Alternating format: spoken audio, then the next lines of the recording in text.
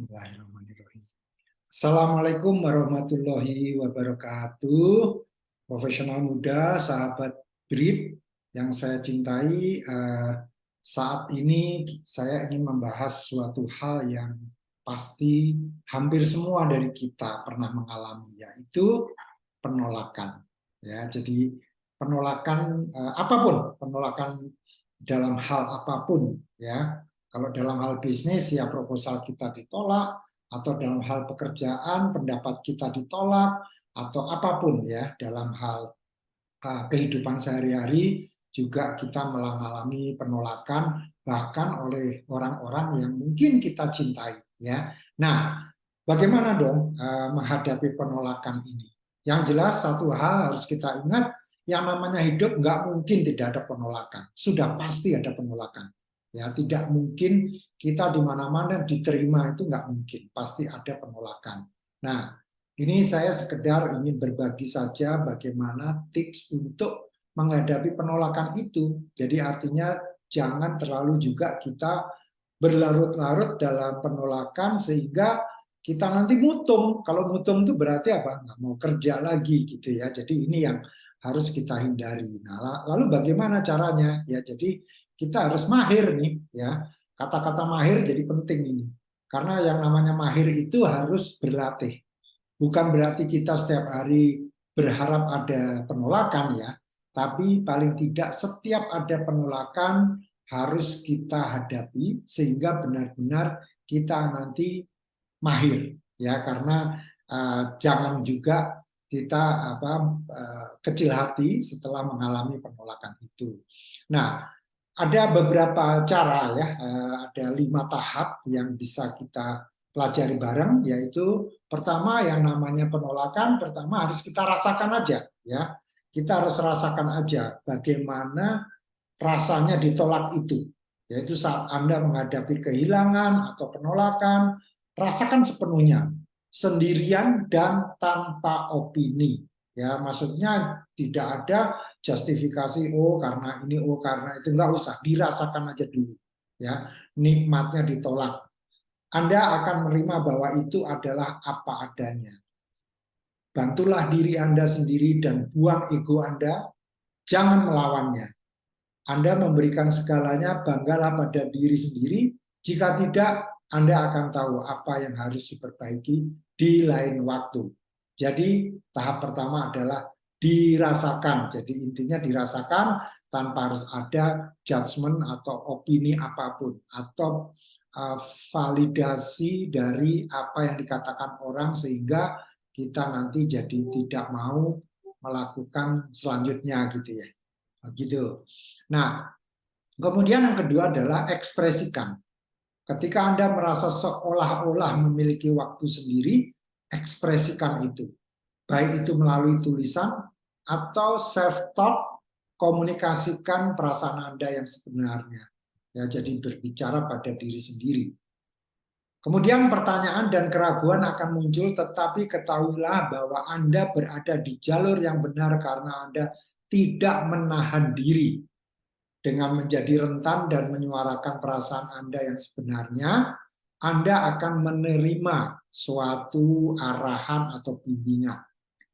Bimbingan ini bisa datang dari kekuatan eksternal, individu, atau bahkan hanya kesadaran pribadi. Guidance ya. Kemudian, nah ini yang sering kita lupa, makanya perlu harus ada tanda seru ini di sini. Tutup dan kunci. Berdasarkan apa yang Anda rasakan, cari tahu cara terbaik untuk menutupnya dengan memahami situasinya. Itu bisa berupa menulis jurnal, bercakap-cakap, atau hanya benar-benar baik-baik saja dengan hasil dari situasi tersebut. Apapun yang Anda putuskan, pastikan Anda melakukan apa yang berhasil untuk Anda dengan transparansi penuh dan tidak membahayakan ketenangan pikiran Anda.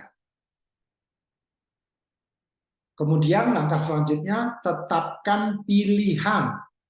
Pada titik ini, Anda telah menghabiskan energi Anda secara emosional.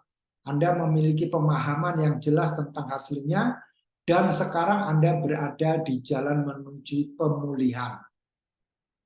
Buatlah pilihan sadar untuk mematuhi apa yang Anda terima, ungkapkan, dan setujui.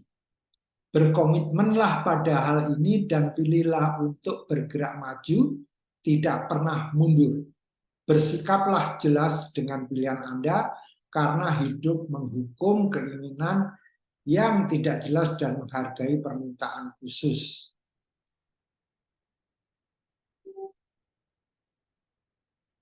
Terakhir, yakin, percayalah, dan ketahuilah bahwa Anda sedang dibimbing untuk mendapatkan yang terbaik bagi Anda.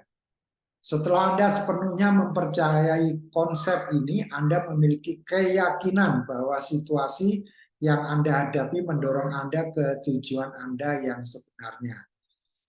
Anda tidak akan melihatnya saat ini, tetapi Anda akan melihat ke belakang dan tahu persis mengapa itu terjadi. Ketika itu terjadi, Anda akan menyadari bahwa Anda tidak akan mendapatkannya dengan cara lain.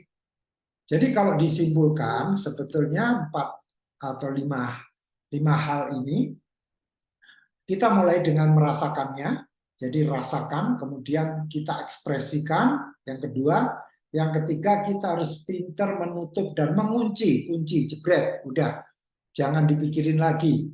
Dan sekarang mulailah dengan hal yang baru, yang keempat yaitu tetapkan pilihan dan yakin bahwa apa yang Anda jalani dalam keyakinan atau pilihan Anda ini membawa Anda ke suatu hal lain yang mungkin tidak hanya akan ditolak, tapi diterima dengan baik dengan sambutan yang luar biasa. Ya, ini suatu hal yang perlu kita sikapi ya.